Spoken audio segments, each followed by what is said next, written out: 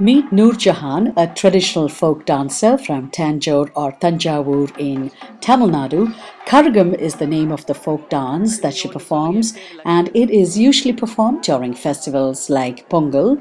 Dressed in her elaborate costume, she balances a pot filled with sand or rice, which is then topped with an elaborate headgear.